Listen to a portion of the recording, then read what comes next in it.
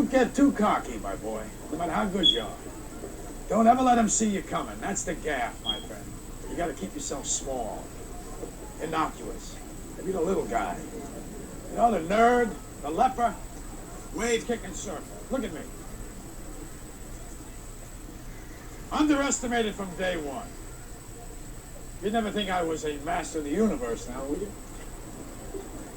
That's your interest in little old me. She gets this look on her face like, how the hell did that happen? I'm the hand of Mona Lisa's skirt. I'm a surprise, Kevin. They don't see me coming. That's what you're missing. Stop it and stop it now. Hey, stop it, guys. You all want to fight like animals. You just gonna let her walk out of here like that, Mom? You're so damn weak. So you think I'm weak? Mama, he's drunk. No, that's what he said. Thinks I'm weak for staying with his daddy. Sometimes I thought so too. The first time he cheated, I walked out on him, left him. He begged me to come back, but I was filled with a weakness. Some y'all don't know about, called love. So I went back to him. Even then he didn't stop cheating. He just got better at hiding it. The second time he cheated, I left him again. You all were 6 and 4, and you were on the way. What was I supposed to do? I didn't have no life skills. I went from my mama's house and moved straight into his, but I left him. Wow. Walked right on out. Got me an apartment and a job working as a secretary with no degree. And I had to leave y'all with my crazy ass family. After a while, I didn't know who I was leaving y'all with. I couldn't protect you and work at the same time. And he knew it. He was an arrogant son of a bitch. This time, he didn't beg me to come back. I had to make some choices. When he found me sitting on the doorstep at his job, he asked me if I had learned my lesson. I swallowed my pride and said yes. He said, I'll pick up you and the kids. It was 2 more weeks before he came back to get us. You say I'm weak. I say I'm strong. 'Cause I spent years smiling and grinning when I hated his damn guts. He never stopped cheating. He was a whore, and that's what he did. But I kept my damn mouth shut so he would take care of you. So, forgive me if I didn't do it your 21st century way, with all your options. Mom. You know Mama nothing. You just like him. You got... I don't pick a fight that ain't worth winning. I'm just saying, watching you in that shop, I've never seen anybody fight so hard for something that doesn't even matter. That's all this place is, Bishop. A whole lot of people killing themselves for things that don't even matter.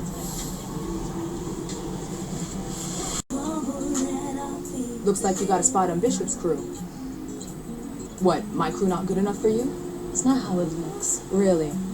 Because it looks like you's a lying-ass bitch who can't be trusted for nothing. Well, you can cross me off your community service list, alright? Call the time served. Michelle, you know my situation. Do you know mine? Do you know Celia's? You know anyone else's but yours? I'm doing what I have to get out of here. And I wouldn't be a friend if I didn't tell you you could do the same. You start making people like this a habit, and then you're the habit. And then you're done. You know why Pam started hanging around people like this? Because it's too hard being fake-ass people like you.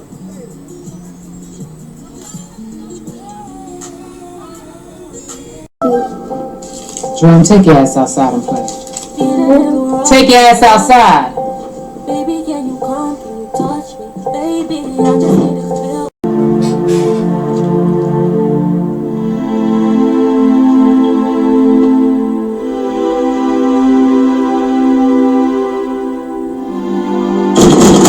Who at my door?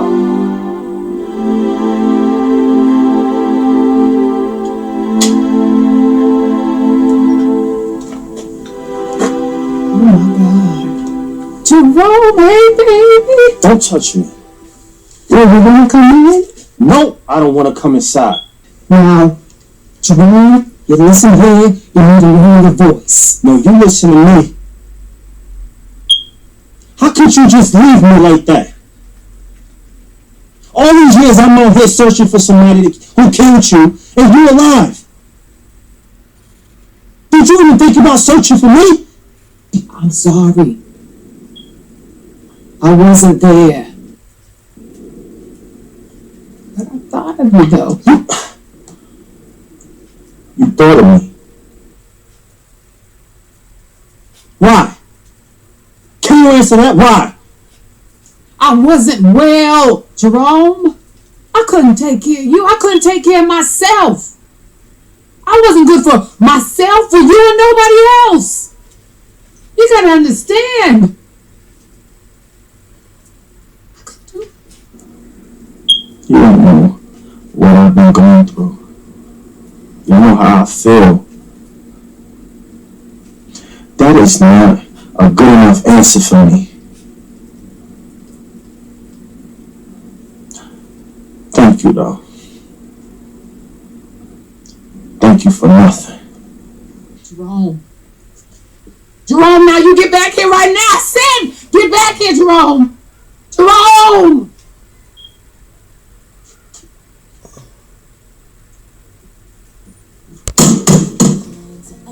How was piano lessons? Good, actually. Mr. Harrison asked if there was a chance we'd be home before the 23rd. A slot opened up in the holiday recital, and he wants to give it to me. Sorry, Maya. We're going to be in Orchardsville through Christmas. But hey, that is so cool that he asked you. You must have really impressed him. Well, I've been working on an arrangement of It Came Upon the Midnight Clear. It's an advanced piece, but Mr. Harrison said I was ready. We should celebrate. Grab a piping bag. What are we making? Gingerbread mailboxes? Excuse me? These are astronauts. Thank you very much. That was my next guess. Uh-huh. We made them for Marcus. But we made these for you.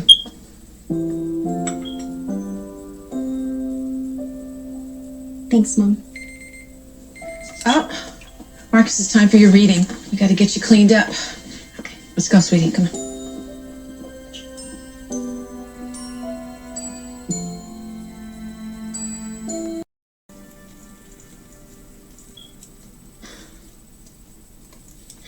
I was upset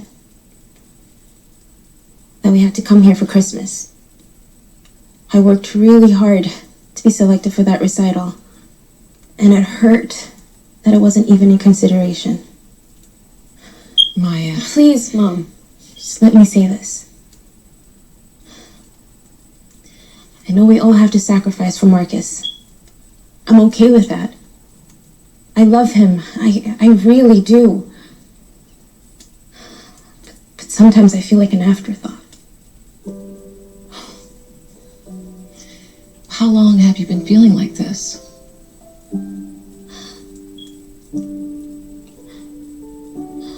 A while.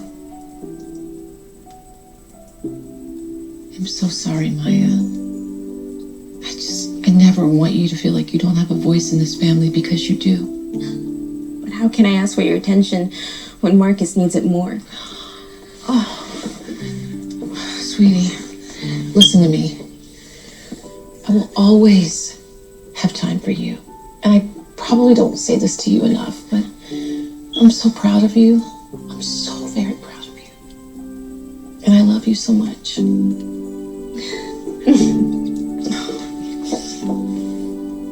Most kids think they got ops, but the real op is their mother. She is the one that allowed dysfunction to run wild within the community and do nothing about it. Not only does she do nothing about it, but she encourages it. She's the one that keeps your father out of your household, and not to mention turn you against your father, and work with the government so that he stays away. She's the one that supports all the toxic policies that is not advantageous to your future or to the Black community, and not to mention she is the one that allow you guys to keep being buried. And it's to the point where I'm thinking you guys must want to keep burying your children, because at the rate that we're going, that's what's going to keep happening.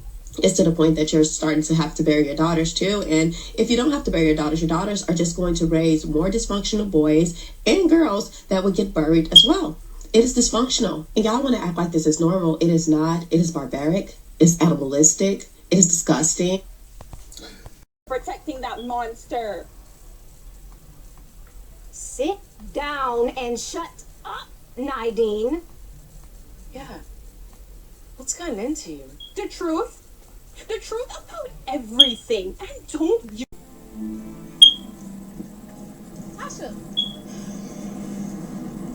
Tasha, what's up with you, bro? What do you want, Layla? I'm just checking to see if you good. Look, bro, I just want to be by myself. I don't need you here right now. Bro, I'm not finna leave you out here like that. Layla, you are so full of it. You know that? What is you talking about? We supposed to be girls, right? We supposed to be homies, right? We are. Now how you gonna stand up there in front of the class and dog me out like that? Girl, clearly we both fighting to get a grade. Whatever, miss me with that because you could have declined the assignment. You could have said no. Layla, you of all people, you know how hard it is for me to talk about my dad. And yet you still gonna stand up there and put on a freaking show for everybody, right? Yeah, because it's all about you. You know what? You know what, Layla? Don't do that right now. You act like you the only one dealing with shit. So what, you don't got a good relationship with your father? My mother left me and my twin sister at the hospital at birth. I was sexually abused by the first family who adopted me. My so-called guardians who's supposed to provide me with shelter and safety. So yeah, I got every right to be bitter and upset just like you do. But you know what? At the end of the day, I will fall to my knees and pray to God to grant me the serenity to accept the things I can't change, for the courage to change the things that I can, and the wisdom to know the difference. It's okay to have flaws, because at the end of the day, everybody got problems. But for you to sit up here and question my friendship, it's not cool, Tasha. Question of the Black woman to ask of the Black man. I love you. I can't lie to you. Of course you can lie to me, and you will. If you love me and you're going off with Maddie someplace, you're lying to me. Because what the hell do I care about the truth? I care if you're there. But Billie Holiday say, hush now, don't explain. All right, I accept that. Of course you'll lie to me. I don't even want to care. What does the truth matter? And why are you going to be truthful with me when you lie to everybody else? You lied when you smiled at that cracker down the job, right? Lie to me, smile. Treat me the same way you would treat him. I can't treat him You the way I must. treat him. You must. Because I've caught the frowns and the anger. He's happy with you. Of course he doesn't know you're unhappy. You grin at him all day long. You come home and I catch hell because I love you. I get least of you. I get the very minimum. And I'm saying, fake it with me. Is that too much of the Black woman to ask of the Black man? Talk to her, and that she's never been interviewed anywhere. And now, understand, I'm not talking about one person. What I just told you applies to 7 people. How they all end up with that. That's part of what you get. I came in this business saying I was going to expose. When I talked about Michael Jackson, when I talked about R. Kelly, they canceled me for these things because why would you talk about another black dude? Race is not where the line is drawn. It's God's side and the other side. And we don't care nothing about the other side. Period. Black women don't know how to be a wife. Black women don't deserve to be a wife. That's the comments. That's the sections. That's the podcast talk. That's what the men say, especially the black men. I hear it a lot and I see it a lot. And it's cool. Because I agree. I know. I agree. And I'm going to tell you why I agree. Because we need the same grace that you need. See, most of us black women, most of us statistically were not taught how to be wives. It wasn't instilled. I come from a home where it was all grandmas, mamas, aunties. And a lot of girls that come from that. And I never saw a man in the household, ever, as a husband figure. Never seen a woman make a man a plate. Never seen my mama run no showers, no rub no feet, go to the cleaners for their husband, ask them if they good, how was their day. Never in my life. And I am just what it is, right? And I know a lot of girls that are like me. I'm not talking to you women that learned it and that know it. I'm not talking to you. If you had a daddy, you had all that, that's great. I'm proud of that for you. But it's not about you. It's not about that. I'm talking about the women that need grace. I'm talking about the black women that are still learning how to be something they were never taught or shown to be. At 40, I'm still learning how to unlearn behavior. But just like we don't know how to be wives, some of y'all men statistically didn't have fathers either. And for the majority, it was about 70% of y'all that didn't have your daddies in the home during the crack era. He was either selling crack or using crack or whatever the case may be. And if you had a daddy, you are blessed. But what I'm talking about is the same way we wasn't taught to be wives, y'all wasn't taught to be men either. And I'm just talking about those that wasn't. And I know y'all need space to learn. We need grace to learn. And I had to, my baby dad and my ex, men had to teach me how to love. They had to teach me how to be a wife. Teach me how to be a girlfriend. Hey, don't do that. Why you not cooking? Why you not doing that? I was taught to be a hustler. Make sure the motherfucking kids eat. Make sure don't nobody stop no show. If he don't act right, get him out and move on. That's what I was embedded. That's what I was taught. A lot of us black girls were. So y'all go to different races and talk about how amazing the other races are. But a lot of that comes from cultural being instilled and being taught how to be wives. So just give us some grace. We learning, but we all want the same thing. We want love and we want to love each other. So let's be fair. Okay? And he said it will scare the women so bad that they will stop depending on those men. He said what we'll do is we'll reverse nature. Right. In a woman's natural state, she will naturally depend on her men. That's how God created us. We love feeling safe, we love feeling secure, and men love giving that. That is just natural. That's how it should be. And he said once those women see that, they will become in a frozen, independent state. And what they will do is they will raise all of their young men to be weak and docile, but only in their minds. In their mind, but strong physically in body, strong, because she don't want them to die. And she will create her daughters to be the same as her, independent, to be independent and not to lean on those men. And he said we will not have to do any work anymore. Those women will make sure that those men never rise up again. Right. And I think the devil has always known that. Right. If you want to get a group of people, get their males. If you want to get to make them men. Yeah.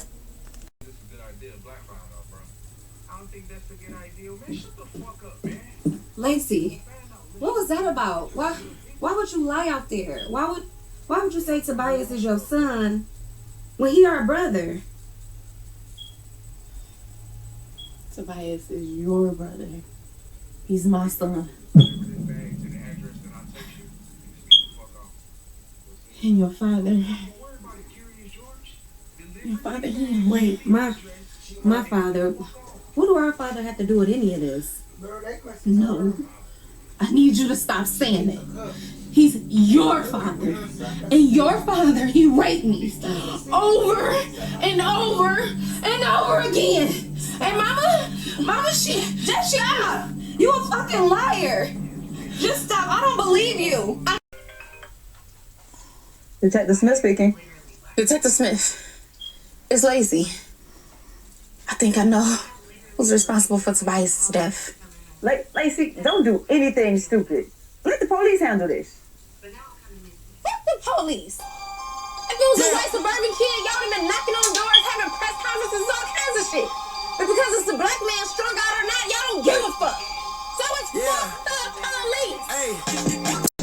Get that shit. Get on the ground! Yeah. So, you ready for this? You ready for this? Get on the ground! Although the man was not holding the weapon, he advanced aggressively toward the officer in a fighting stance. The officer retreated while repeatedly ordering him to stop, but the suspect continued moving forward. But when he gets back, let him know his car is safe and sound thanks to me.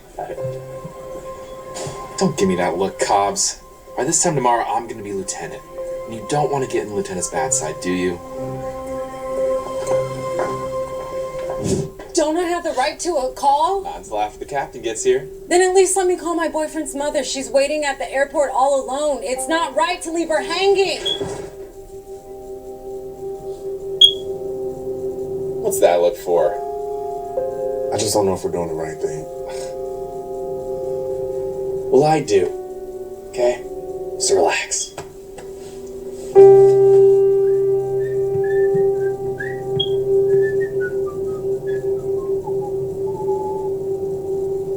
You boys better get used to taking orders from me. By this time tomorrow, I'm gonna have Lieutenant bars on my arm. Yeah, I wouldn't be surprised if the captain takes me out for dinner as a way of saying thank you.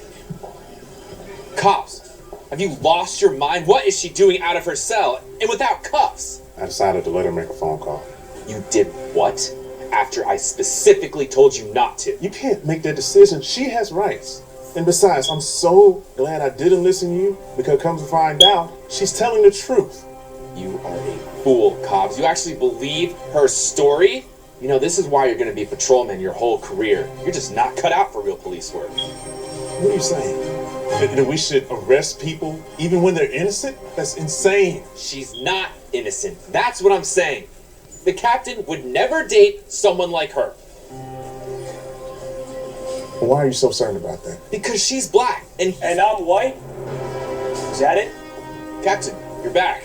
You really want to make this a case, Sergeant? I got a call that some fool arrested my girlfriend. What value is he bringing in any capacity if he's not helping solve issues? Like, why are you here if you can't help? He may not be able to solve your problem right now, but he might in 6 months or a year. And the problem with women is they want the man that can solve all the problems right now, and they're not even that man's responsibility. What does a man look like solving your problems when he's dating you and 3 other people trying to figure out who his woman is about to be? That's why men don't want to commit today, because men think that women expect them to do everything for them when there's no level of, I don't even know you yet. You want me to pay your bills, solve your problems, show up for you, feed your kids. You got this long laundry list of things that you expect a man to be, but what do you have to offer him other than sex? Women say they want a good man until they actually meet one and realize they're not equipped to handle him. A good man is not convenient. He doesn't bend to accommodate chaos. He doesn't rearrange his values because you're emotional. A real good man has discipline, boundaries, and priorities that don't shift based on your mood. And this is where women get confused. When you've never met emotional maturity, you misread everything. You call him cold because he won't tolerate drama. You call him selfish because he protects his peace. You label him detached because he refuses to beg for your approval. But that's not coldness. That is self-respect. A man who knows his worth doesn't move from insecurity. He moves from conviction. Good men don't chase drama. They don't chase chaos. And they sure as hell don't chase women who weaponize emotion. They build, they lead, they create order. Most women aren't ready for the responsibility that comes with a stable man, because stability doesn't feed your need for emotional roller coasters. It doesn't scratch that itch for unpredictable validation. For women raised in dysfunction, peace feels boring until you lose it. A good man requires partnership, respect, and a woman who's emotionally regulated, not reactive, not reckless. Stay solid. Good men don't bend, they build. And the right woman rises to meet him. All women say they want